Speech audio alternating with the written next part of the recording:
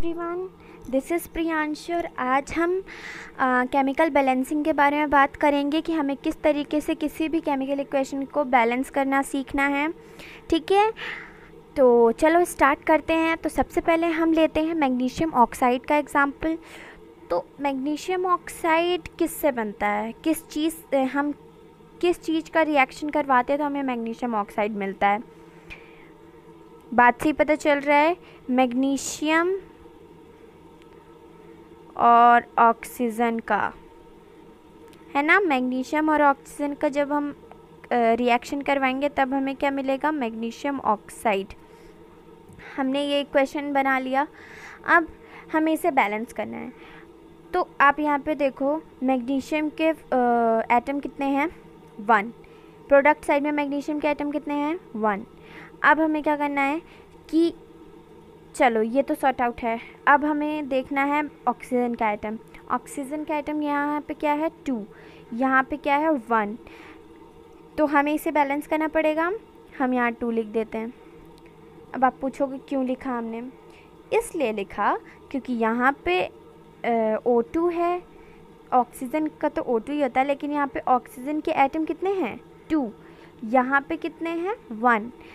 इसलिए हमें ऑक्सीजन को बैलेंस करना था, that's why we put 2 this side. ठीक है, अब हमें देखना है कि जो मैग्नीशियम था वो यहाँ पे सॉर्ट आउट तो हो चुका था, लेकिन जब हमने यहाँ 2 लगाया तो ये अनबैलेंस हो गया।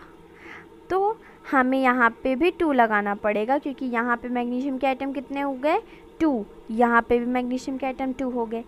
अब ये केमिकल इक्वेशन हो गया बैलेंस। ठीक है, हमें समझ में आ गया। चलो अब दूसरा एग्जांपल देखते हैं। हाइड्रोजन और ऑक्सीजन का जब हम रिएक्शन करवाएंगे तो क्या मिलता है हमें, हाइड्रोजन और ऑक्सीजन का जब हम रिएक्शन करवाते हैं तो हमें मिलता है H2O। ये तो हम बिल्कुल 8th क्लास से पढ़ते आ रहे हैं कि H2 और O2 का जब हम रिएक्शन करवाते हैं तो H2O मिलता है। H2O क्या होता है, वाटर। ठीक है, वाटर होता है। अब हम इसे बैलेंस करते हैं। तो यहाँ पे हाइड्रोजन के एटम कितने हैं, 2। यहाँ पे भी 2 हैं, नो प्रॉब्लम। ऑक्सीजन का देखते हैं। ऑक्सीजन के तो यहाँ 2 है, लेकिन यहाँ पे तो 1 है।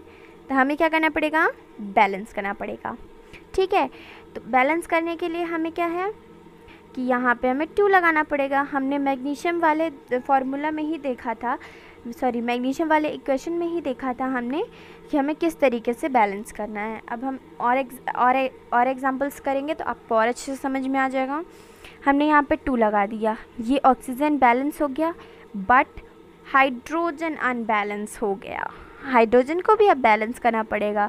अब अनबैलेंस कैसे हुआ, यहाँ पे हमने 2 लगाया तो जो हाइड्रोजन के आइटम्स 2 थे वो अब 4 हो गए, क्योंकि यहाँ पे जो चीज़ लगती है नंबर वो दूसरे नंबर से मल्टीप्लाई हो जाती है। यहाँ पे हमने मल्टीप्लाई किया तो क्या मिला हमें, 4। तो यहाँ पे भी हमें 2 लगाना पड़ेगा। नाउ इट इज़ बैलेंस्ड, ये बैलेंस हो चुका है। अब हम दूसरा एग्जाम्पल देखते हैं। दूसरा एग्जाम्पल लेते हैं हम कॉपर ऑक्साइड का। कॉपर ऑक्साइड किससे बनता है, कॉपर और ऑक्सीजन से बनता है कॉपर ऑक्साइड। ठीक है, ये हो गया, कॉपर ऑक्साइड बन गया। अब हमें इसे बैलेंस करना पड़ेगा। तो अब देखो यहाँ पे बैलेंस करने के लिए कुछ है। मैं आपकी आवाज़ नहीं सुन सकती, तो चलो आगे देखते हैं। तो यहाँ पे कॉपर क्या है, 1। कॉपर के एटम क्या है, 1। यहाँ पे भी कॉपर के एटम 1 है।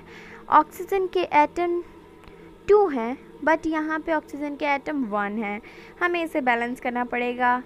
Again we have to put 2। Now again it become unbalanced, then we have to put 2 on this side.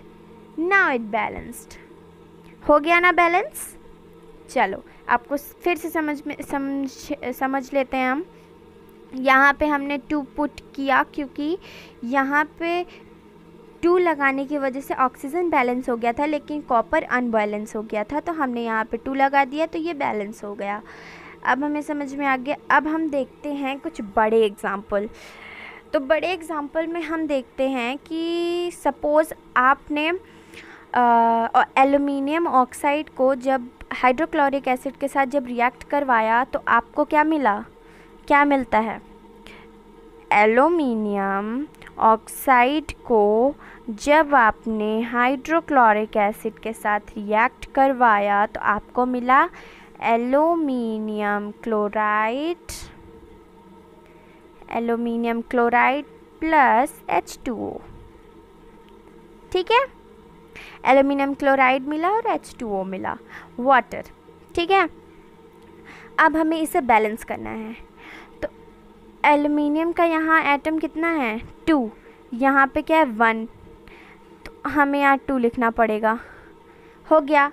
अब ऑक्सीजन का एटम यहाँ 3 है, ऑक्सीजन का एटम यहाँ 1 है, तो हमें यहाँ पे 3 लिखना पड़ेगा। ऑक्सीजन बैलेंस होता चला जा। एल्युमिनियम और ऑक्सीजन को अभी तक हमने बैलेंस कर लिया है। अब हम देखते हैं हाइड्रोजन का। हाइड्रोजन यहाँ पे 1 है, हाइड्रोजन यहाँ पे 6 है, 3 2 6 होता है, इसलिए 6 हो गया हाइड्रोजन के एटम्स। अब यहाँ पे भी हमें 6 लगाना पड़ेगा, लगा दिया हमने। अब ये बैलेंस हो गया। अब आप पूछोगे क्लोरीन का क्या हुआ? तो क्लोरीन यहाँ पे कितना है? 6 लगाने की वजह से क्लोरीन भी 6 हो गया, 6 हो गया। और आप यहाँ पे देखो 2 × 3 6 हुआ कि नहीं? 2 × 3 यहाँ पे भी 6 हो गया। ये हमारा रिएक्शन भी बैलेंस हो चुका है। ठीक है, तो चलो, थैंक यू वेरी मच। आपको अगर ये वीडियो अच्छा लगा तो इसे शेयर करना बिल्कुल ना भूलें। Thank you.